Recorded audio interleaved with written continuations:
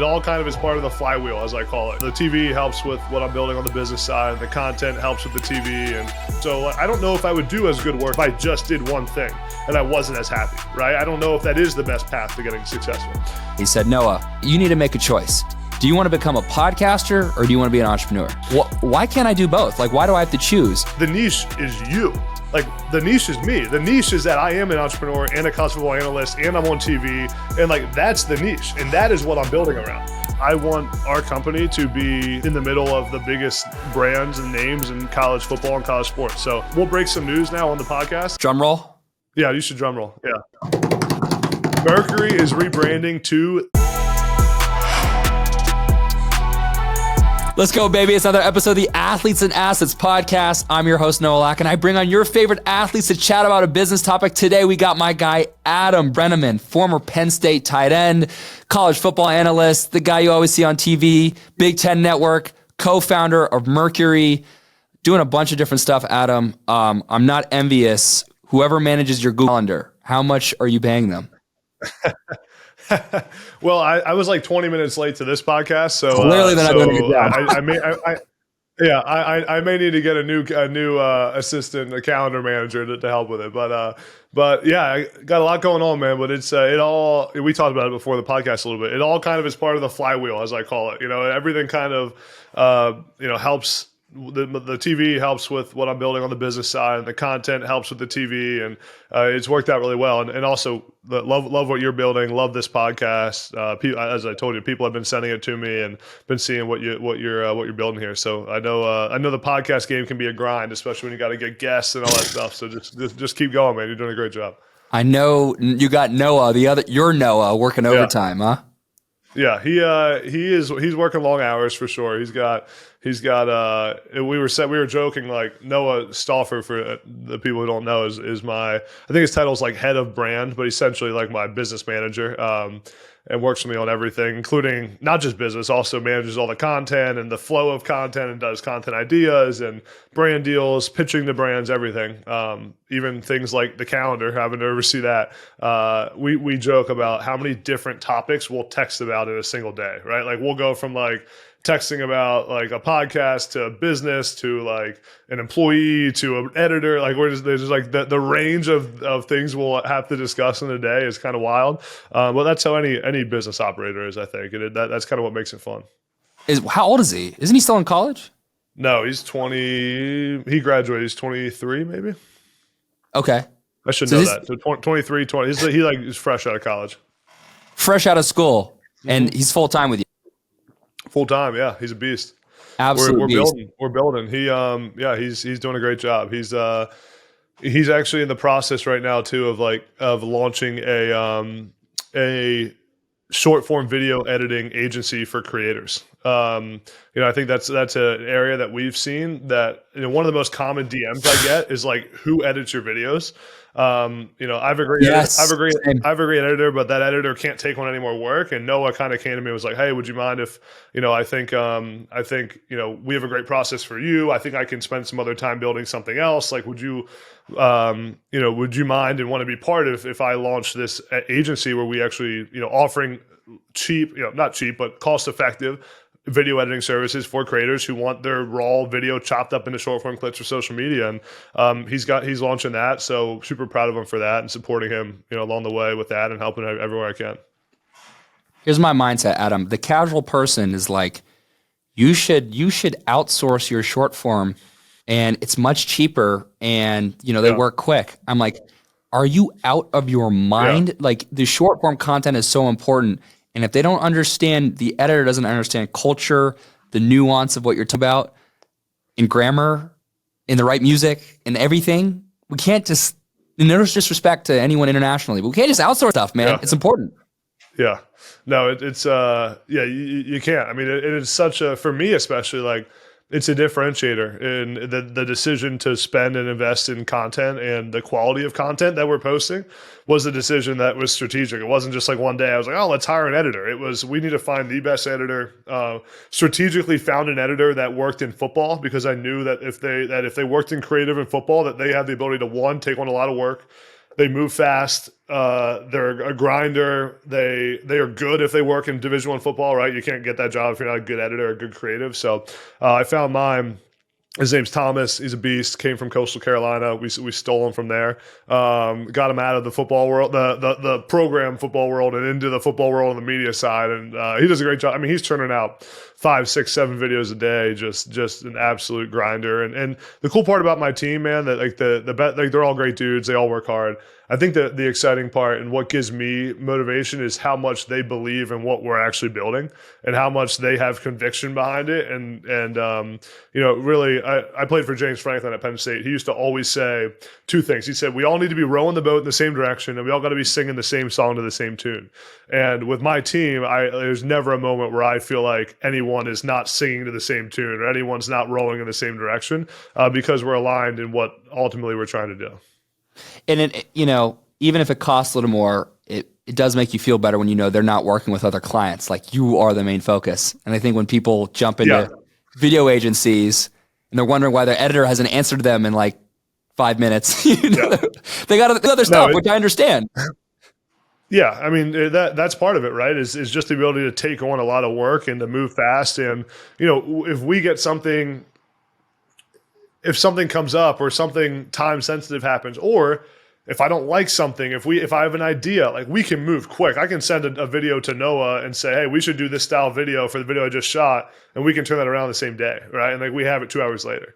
So it's I mean, the issue my editor has in my whole creative team is that I know how fast they can make content, right? So so when they show me how fast they can move, I'm like, well, boy, we have a lot. It's 2 hours. We get 5 videos out between now and then. But no, I think for any creative to like, I've learned in the creative world, like, I wasn't great at first managing creatives and how you actually work with them. And I've learned that, yes, like, my editor can make one video in 30 minutes, right? But that doesn't mean that he can make in 8 hours, 16 videos, right? Like, because he has to be able to sit and process and think about things and think about how to be creative and think about what the idea is for this video. Like, you got to give your creative people time to be creative, right? And to actually use their things. And sometimes the best content I get is on slow days where we don't have a lot of content, where my editor, Thomas, like, has time to sit there and think about, like, oh, the last 4 videos I did all kind of had the same style. Let me try something new. Yeah. And then he'll send it and say, Adam, do you like this? And like that's where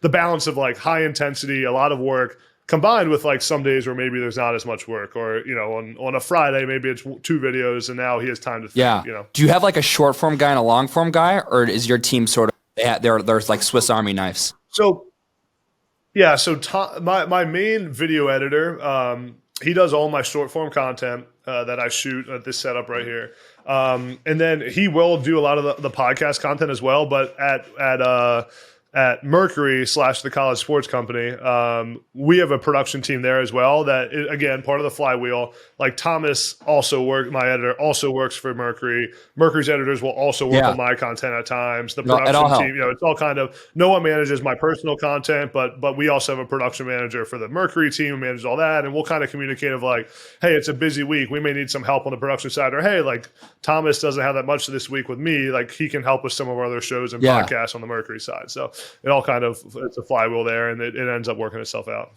I definitely want to come back to that flywheel, Adam, because I think you're spot on in terms of the shifts in media and how it all interplays. But I first want to ask you this question. All right, I had someone who's very well known, very well respected in media, is sort of the founder of a giant media company. Sort of give me an ultimatum one day. He said, Noah, you need to make a choice. Do you want to become a podcaster or do you want to be an entrepreneur? And that night I thought about long and hard, like I'm doing like a decision tree. And then after a couple of days, I'm like, wait a second.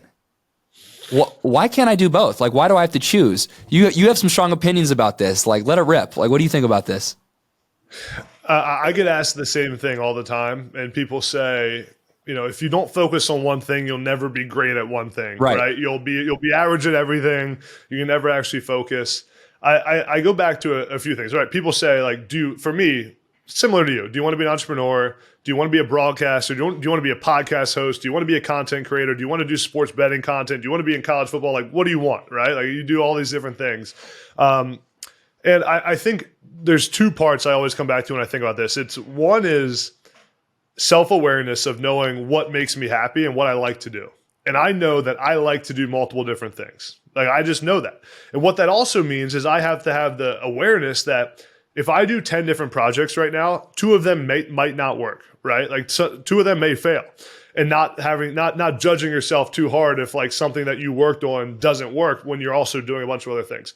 It's also just time management. Like, I really think everyone makes time for what's important to them. Sure. And I think there's a lot of time in people's day that's wasted and I just try to manage my time a little better, and I'll block schedule my time. Or like, I'm working on, normally my 9 to 5, like during the day, I'm working on Mercury and our content and our team and my own content. And then like, maybe the side project or the podcast, that's like weekend stuff. That's nighttime. That's like how you manage your time. Super important. So that's number one, is just knowing that doing multiple things makes me happy. I like doing it. And I actually think the effect of that is because I'm happier and I like it, I actually do better work because of it. So I don't know if I would do as good work if I just did one thing and I wasn't as happy, right? I don't know if that is the best path to getting successful. Yeah. And then number two, I heard someone say this one time. I forget who it was, but I'm stealing it as my own quote. It's that like, you are the niche, right? Like, the niche is you. Like, everyone try like when people become creators, they say, "Oh, I got to figure out what my niche is going to be. Is my niche going to be college football? Is my niche going to be entrepreneurship?" For you, is the niche going to be athlete investing? No, like, the niche is you. Like, the niche is me. The niche is that I am an entrepreneur and a college football analyst, and I'm on TV, and like, that's the niche, and that is what I'm building around, right? And like, I always come back to and give advice to people, because I got asked that as well for advice and about myself. I'm like, you are the niche. I am the niche. We can create our own niche. You don't need to fit into a niche that already exists. Yeah, no, that's powerful. That's powerful. But while I am a believer that focusing on one thing is way better than trying to do 10 different things at one time, what you're doing specifically helps each other. So the better your podcast does, the better Mercury / the College Sports Co does. The better Mercury, the College Sports Co does, the more guests, probably the better guests you can get on your podcast. No doubt. And it helps this recurse. And the more opportunities you get maybe on the broadcasting analyst side, I don't know if that's true, but it all works together simultaneously. It's beautiful if it works correctly. It really is. Again, as I called it, it's a flywheel. Like, I think the flywheel effect, when it gets moving, the momentum's so strong that like it can't stop. That's the whole mindset around it. And I mean, everything plays into each other. I think a couple of things. Like, one, just the fact that it's kind of all related somehow in college sports or college sports media helps. I mean, it'd be one thing if I was like a freaking like real estate agent and then trying to build like a media company and then also wanted to like sell cars on the side like that. Like, it's like, how does that help each other? It doesn't. Yeah, if you were a car salesman, that doesn't really work with it.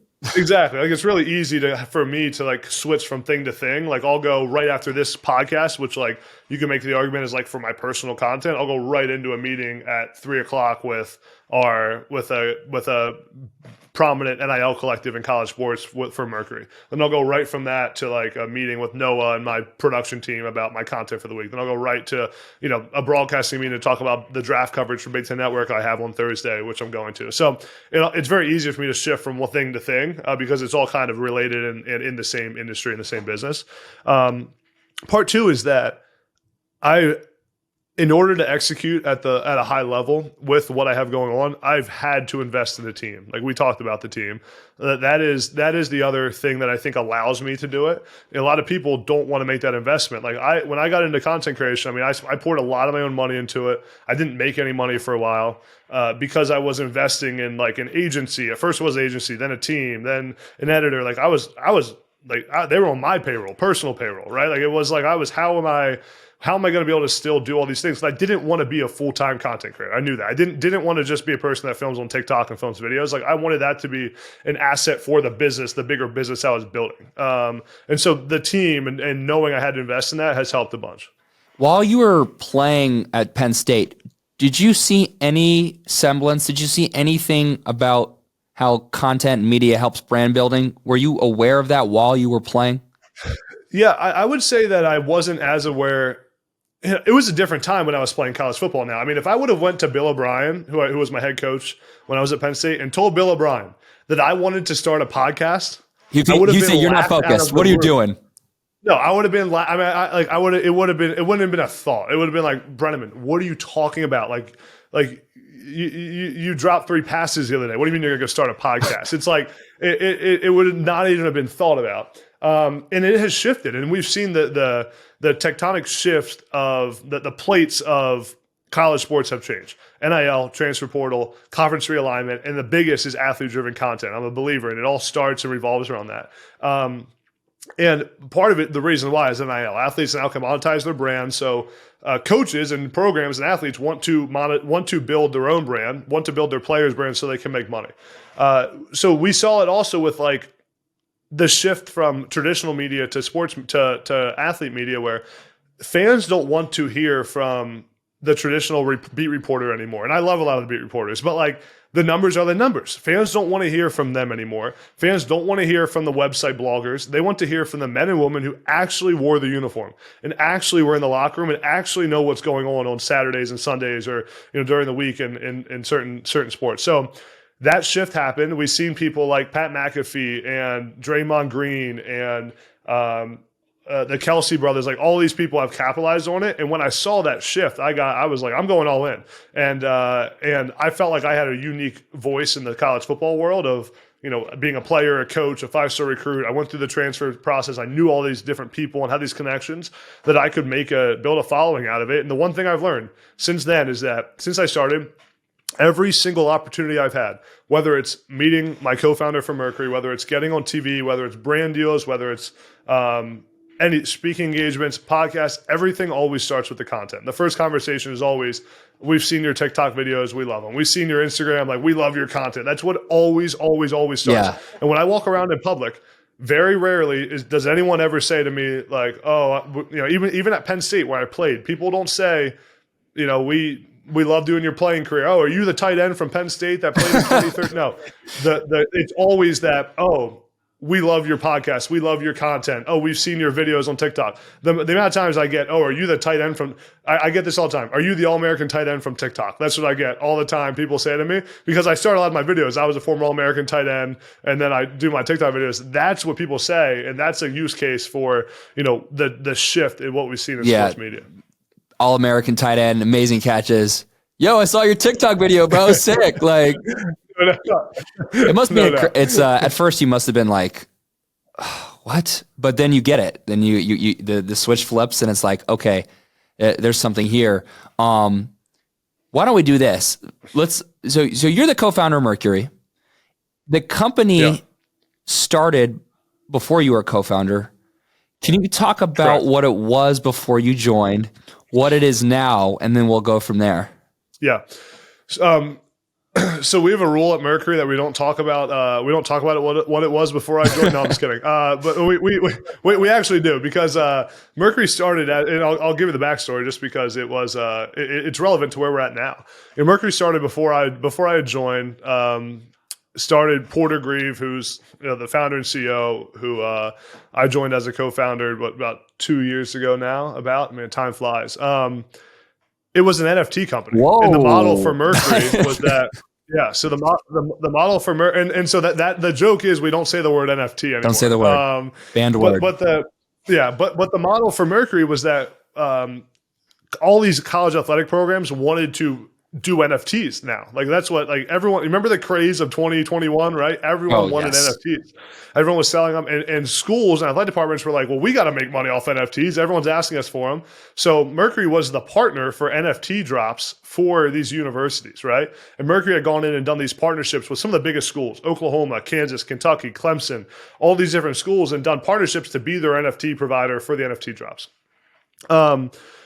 Well, Porter, my co-founder, to his credit, realized pretty quickly when the market started to change in NFTs that this model wasn't going to work, right? Like, and he got out of it way before everyone else did, right? Like he was like when he started, like, I think really thinking, and I used to have him on this podcast honestly, and talking about like, I'm not a believer in NFTs anymore. This isn't going to work.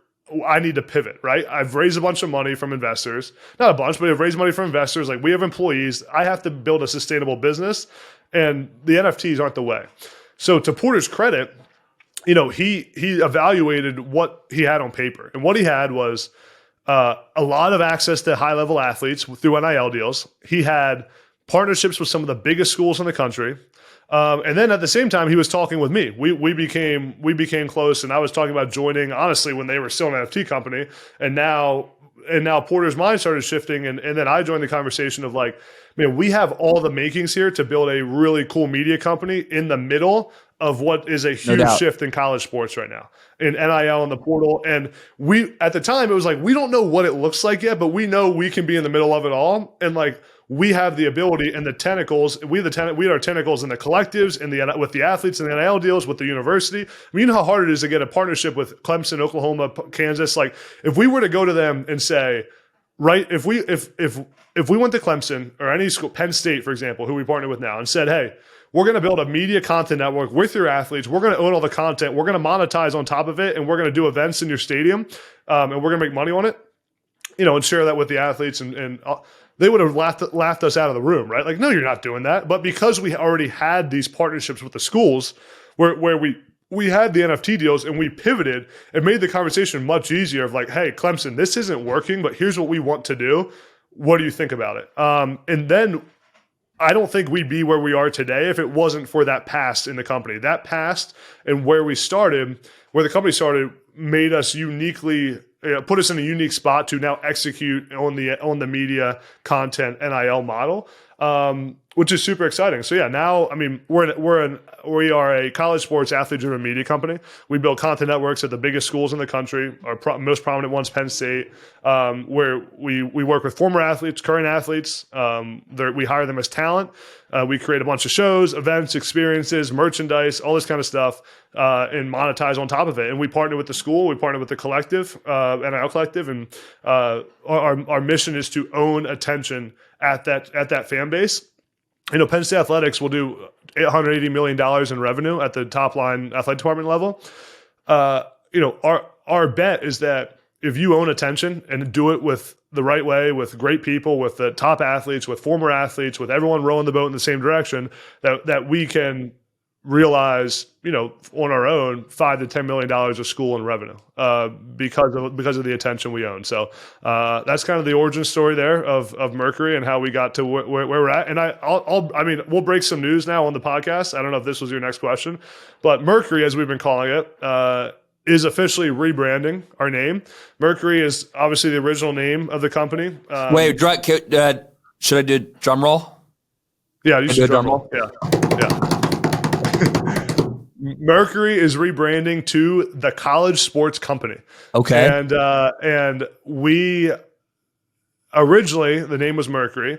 We ended up picking our slogan when we made this pivot was Mercury, the College Sports Company. And we ended up making our social media handles at the College Sports Company. I noticed your domain was the College Sports Company. I was like, what's going on here? Well, so we just changed the domain. We just changed the domain like last week. You're lucky that domain was available, by the way. I don't know how that was available. I know, it's crazy.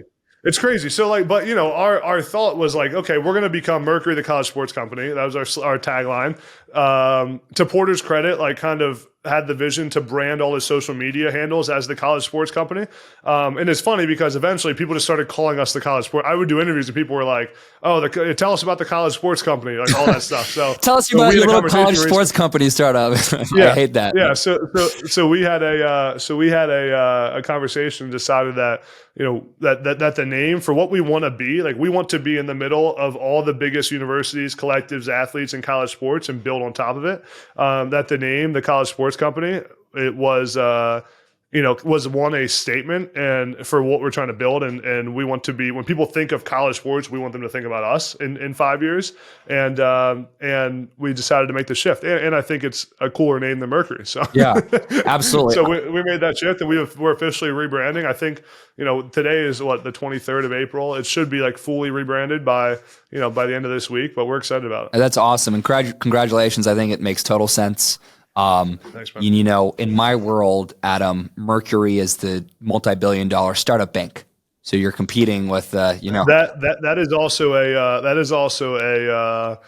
something that we've realized for a while. So we actually bank with Mercury, and like my company credit card like says Mercury on the bottom of it, and I'm always like, oh, that's cool. They like gave us a credit card with a name on it. I'm like, I just realized recently it's Mercury the bank that has the name on the credit card. Really? You thought it was you thought you just had a branded credit card out of nowhere? I thought that they actually gave us our own credit card. Yeah, I mean, not the brightest moment out of me, but no, I mean that's another great point. We've had some funny instances where people have thought that we're like Mercury the bank. You know, that's funny. They're calling us for a loan. They're calling me for a loan. I'm like, I can't approve that, man. You got bad credit. No. Well, one thing I definitely want to spotlight here is Adam. I talk with a lot of athletes who build businesses. And I think general startup advice, lore, is like you have this big vision, but the execution on it will constantly change. And the key is to being flexible and kind of what we say out here, just don't die. It sounded like Porter from the beginning wanted to find a way to totally create this two-way street where athletes were able to maximize their brand while giving access and attention to the schools they were involved with. And at first he was like, I'm going to do that through Web3 technology. And then it seems like the shift was like, okay, why don't we, Web3 right now, that's not where the market's trending at the moment. Why don't we leverage what's sitting in front of our eyes, which is content, short form content, high quality media. And then when he made that sort of decision to go that route, it's like God, it's like the heavens parted and then you guys met and it's like, okay, this is the guy to help shepherd you to the net. Yeah, I mean, what you just said about just stay alive or whatever the quote was. I mean, like we say that a lot, even especially when the pivot was happening. Just don't die, baby. You know, it's less. Just don't die. Yeah, I mean, it's less. You know, it sounds kind of like dramatic, but in the startup world, that's half the battle, right? Like, how do you stay alive as long as possible? Because I'm a big believer in kind of creating your own luck, and that if you just kind of stay alive and do things the right way and have good people and work hard, that even if everything isn't exactly figured out or the way you want it to be, that there's a pretty good chance that you'll succeed, right? Like, I mean, half of life, I always say it's not half the battle is just showing up, right? And like, if you just show up enough days in a row, good things start to happen. Absolutely. So I think that's like part one of that journey. I think too, the ability, the need for a founder and for anyone in leadership to have enough humility to admit when you are maybe wrong, or admit when things aren't going right and it's because of a decision that you made, is crucial. And I think that it's something that, you know, I give Porter a lot of credit for his ability to pivot when he pivoted, but more so now it's something I try to take pride in as a leader, in that I know that as a leader, I have to make very fast decisions and be strategic with decision making. Like I think the only thing that matters, and again, Porter says this to me all the time, one of the main things that matters is the rate of decision making that we have. Like, we got to make fast decisions, and you can make fast decisions when, one, you trust yourself enough to know that even if you're wrong, you'll figure it out, right? Like you know you're going to be okay at the end of the day, and two, that you're going to have the humility to, once you realize you're wrong, that you can admit to your team that you made the wrong decision. And but not just that we made the wrong decision. I like going to your team and saying, I made the wrong decision, and now here's what we're going to do to fix it. Right. And like, and I say this to the team all the time, because like, you know, we work closely so that we have hard conversations, and it'll be, I made a wrong call. Maybe I said something that I made a decision. The whole team worked on a certain project and it was the wrong decision I made. Now everyone's got to scramble, right? And it's the ability to go in front of them and say, I made the wrong decision. It's not your fault, but it is now your problem, and you got to fix it with me, right? Because we're all in the same team. It's my fault, but like let's attack this thing together. And here's what I'm going to do to be better. Yeah, my fault, our problem. That's a good saying right there. I think a lot of teams deal with that, not just obviously in sports, but in definitely all these different categories that we cover on here, Adam. It's like things constantly change and shift, and you gotta be on top of it. One thing that I'd love to talk to you about, I don't think gets covered enough, is managing talent. You yourself are talent. Okay. You have your podcast, you're on TV constantly, but now in this sort of higher up role as a co-founder, you guys manage a lot of talent. How do you think about managing talent, approaching talent, and and making sure incentives are aligned. Because I know in this industry, I'm sure when talent blows up under the college sports company umbrella, you see, I already know the new name. I like it. You already used it. Yeah.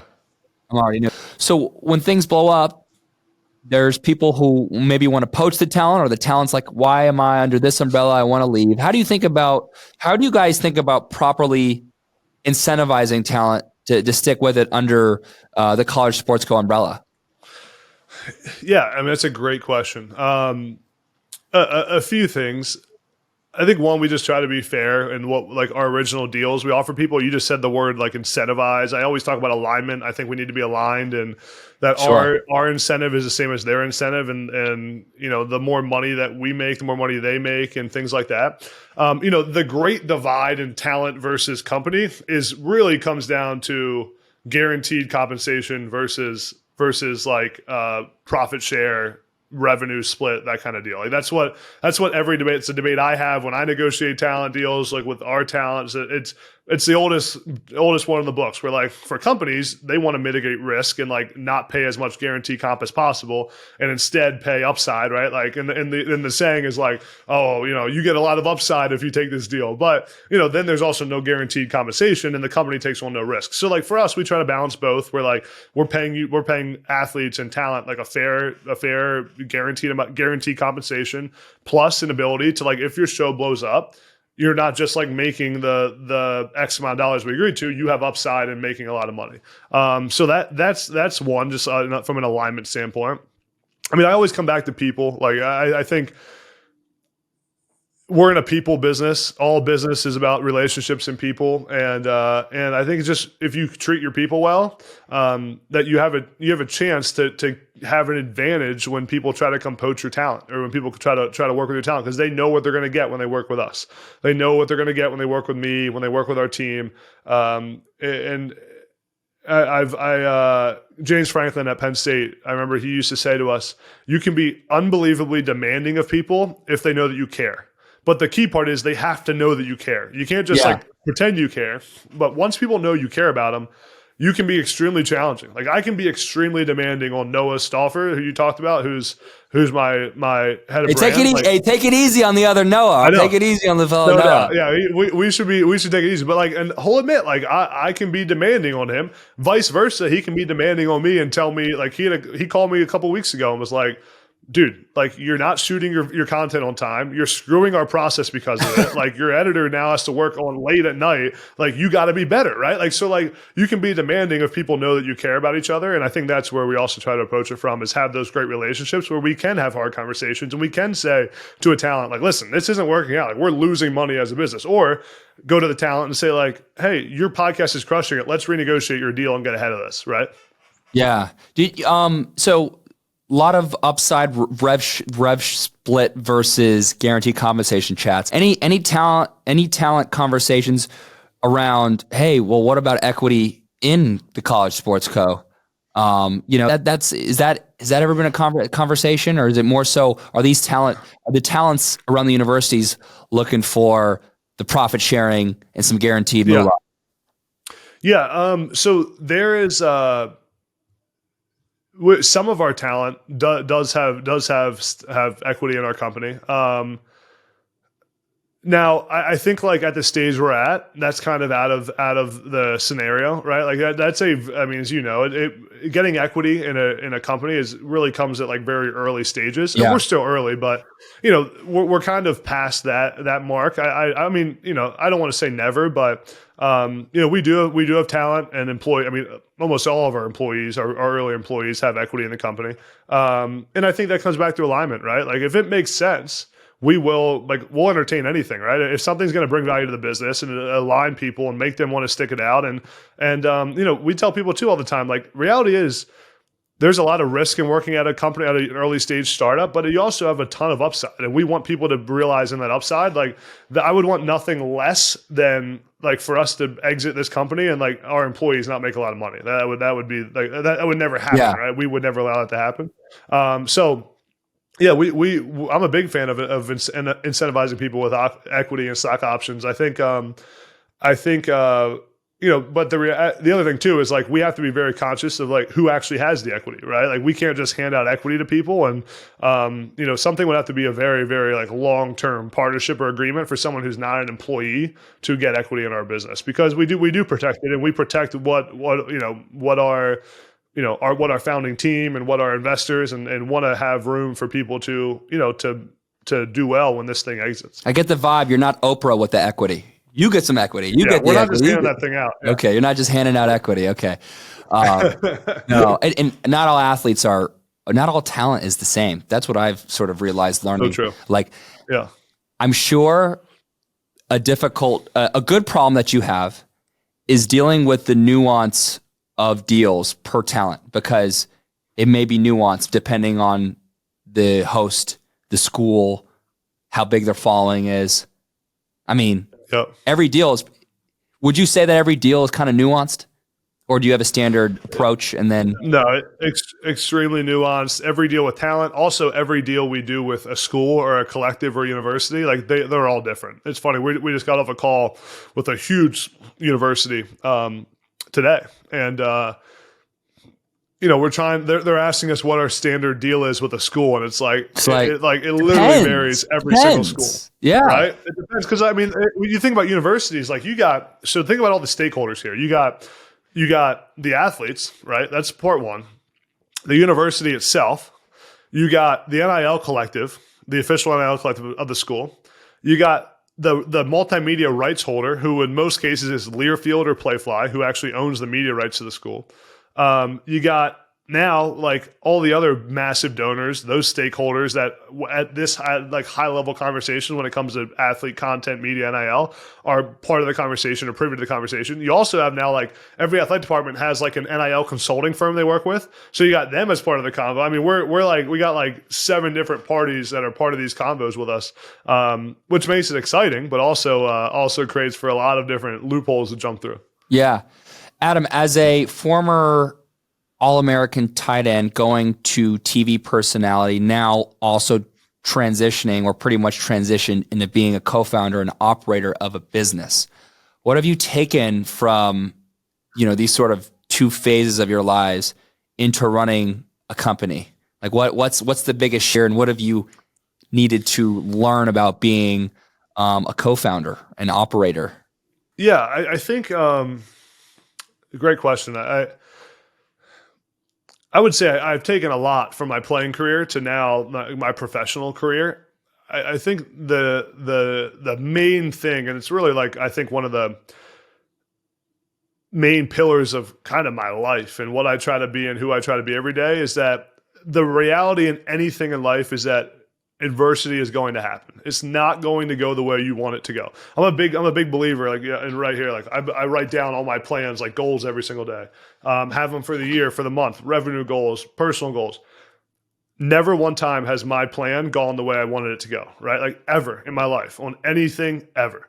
And the only thing that you're judged on in life, or the only way you get successful in life, is it's not about what happens to you. It's all about how you respond to what happens to you. So the ability to withstand adversity and to know that as we build this business, right, like something is not going to go our way. I know that. We're going to lose a big deal. We're going to lose a client. We're going to lose a talent. We're going to something wrong is going to happen. And then it will be on me and on us as a team, and me as a leader, me as an operator. Also in my personal broadcasting media career, like I'm going to miss out on an opportunity or not do so well at one point. Like how do I handle those moments?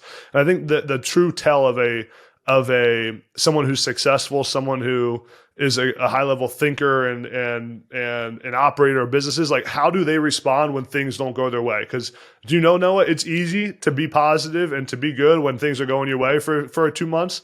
But like it's really hard, the old saying, everyone has a plan until you get punched in the face. Like it's really hard to do it once it doesn't go your way. So I think that's the biggest thing, is like I don't know if I was great at that early in my profession, in my football career, was things didn't go my way, and I've learned that you got to kind of try to stay level headed through it all. I think the part 2, but also like similar to that, is when things go well, you got to try to avoid the noise, because what happens is if you listen to the really positive things when things are going well, if you listen to your press clippings, if you listen to everyone tell you how great you are when you're a high school recruit, then when things don't go well, you also listen to the noise when it's bad. Instead of just blocking it out completely and saying, I'm going to be the same person every day. I'm going to have the same attitude. I'm going to have the same work ethic. I'm going to trust in the process, and like good or bad, I'm the same dude every day. That's the key to really overcoming adversity and achieving success when bad things happen. Are you saying your DMs are flooded as well?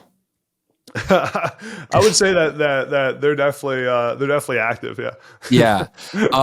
No, we had to cover that base. Yeah. So true or false? This has been a conversation that you've had. Is this true or is this false? Hey, Adam, I think you should go to business school. I'm building a fucking company. I'm getting an MBA on the job. Yeah. I've been told that a bunch as far as,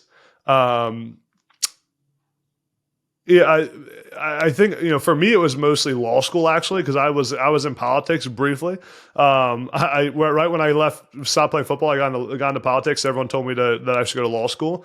I think for the most part, I think the best way to learn is just by doing. I think most people have analysis paralysis. They think about the plan and try to make everything perfect.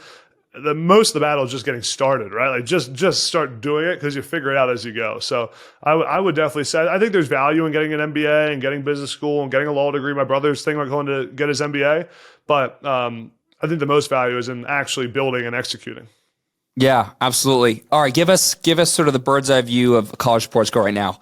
You got how many schools and how many schools are you working with now? And then 5 years from now, how many schools? Yeah. Where do you see the college sports go? Yeah, we're at Penn State, Oklahoma, Kansas, Kentucky, Clemson. Launching with I actually don't think I can say it, so I'm not going to say it. Launching with another Big Ten school. Damn, you dropped the name change. Can't drop it. I don't. It's not a done deal yet, so I can't say. But we're launching with another Big Ten school in summertime, which will be huge for us. Get a little West Coast presence. So there, I'll tell you. Now you can get it down to 4 schools. West Coast presence in the Big Ten. So we're excited for that. And for us, it's really less about growing to a bunch of different schools right now. It's really executing on our model at the schools that we have, and got it. Getting to a place where we have the team built out, we have the infrastructure, we get to a place where we can sustain each school on its own, not having to raise money and everything. And before we start expanding, but you have raised VC dollars, correct? Correct. Yeah, we've raised money. We're just now closing on another fundraise. We actually just got an investment from Shadowline, which is Tom Brady's media company. So did a partnership with them. They invested in us. So yeah, we have some great investors and supporters. But now that this kind of next round is done, it's okay. How do we build this thing for sustainability? As you know, fundraising isn't always the funnest thing to do, especially in a bad market like it is right now. I mean, the fundraising market in 2021 was much different. We're going to have the ability to raise money whenever we want, but it's also, you also dilute yourself. You dilute your investors. You own less equity after you raise money. So it's really, let's next time we raise money, let's raise money when we want to and not when we need to. And let's raise money when it's on our terms and not because we need cash, and essentially that's how we're approaching this next kind of 2 years of the business. Yeah, absolutely. And sorry to go off the rails here, but back to sort of the vision. In 5 years from now, where is this thing? Yeah, I think it could be a lot of different places. I think that in 5 years, I want our company to be in the middle of the biggest brands and names in college football and college sports. So I think in 5 years, a success for us would be, at 30 plus schools across the country that are the biggest brands, working with the schools, the collectives, having the content networks, working with the athletes, and really being prevalent in every part of college sports, whether it's game day experiences and multimedia rights and content and NIL and everything, coverage around the game and the team. I think we'll be in the middle of it all. And, what it exactly looks like, I think here's the reality. Things things change. College sports is going to change between now and the next 5 years. But I do know that I don't think any company will be as well positioned as we are to adjust with the changing world of college sports that has more, I said it, like the tentacles in different parts of the landscape than we do. So I think like we could look like a combination of a lot of things in 5 years. It could be a Learfield / Playfly combined with a Barstool Sports, combined with like a massive content arm, a content company. I think that, there's a lot of different ways that this thing could go. We have our model that we're going to keep executing on, and we know this model works. But as you know, like you're always adjusting and adding to your plan and your model based on what's available, what opportunities you get, and ultimately where college sports goes and where NIL goes and what happens. Everyone's saying NIL is going to go in-house to the universities. Like it's already happening. Yeah. And then how does that affect us? Like, are we now working directly with the AD instead of the multimedia rights partners? So I think there's a lot of opportunities. And I think our goal ultimately is that we build a big enough company, which we will, that one of the biggest players in the space, again, I've named some of them, says that, it's worth that we want to acquire this business for a good price, the value of what it's worth. And that, everyone, including me and my co-founder, including our employees, our investors, our advisors, everyone makes money and has a life-changing moment. And I think that's our goal, and to keep operating the business.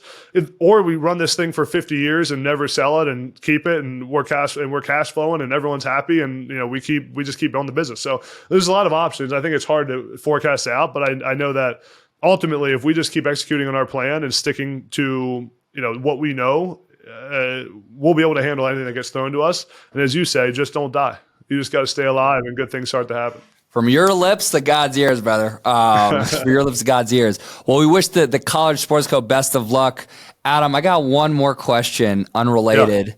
Yeah. What's it going to this is completely random. What do you think, in your opinion, and please be honest, for a guy like me to get Will Compton on a podcast like this? It's so funny. Someone just sent me a clip of Will Compton talking about me on his podcast that went out today. Will's a great dude. I think you just DM him like 5 times. Okay. I mean, that's what I did. I think you just gotta have you DM'd him a bunch. No, I haven't attempted yet. Yeah, you just got to send him a DM and be like, hey, man, you should come on the pod. And then when he doesn't respond, just send him like 5 more until he finally responds. But I think he'd be great on the show. He does a ton of investing too. Like I had him on my pod. He talked about the investments he's done. He's in some real estate stuff. So he's doing a great job. Man, that's the game right there. I need to have a little minion who's just spam DMing everybody. Send a DM. Yeah, that's the way to do it. Well, Adam, thanks so much for coming on. It's been another episode of the Athletes and Asses podcast. I've been your host, Noah Lack. We chat about business with some of our favorite athletes, and Adam is off to the moon with the College Sports Company, breaking the news, chopping up some game about what it takes to be an athlete entrepreneur. Adam, thanks so much for your time, brother. Really appreciate it. Appreciate it, man. This was awesome. Thanks for having me.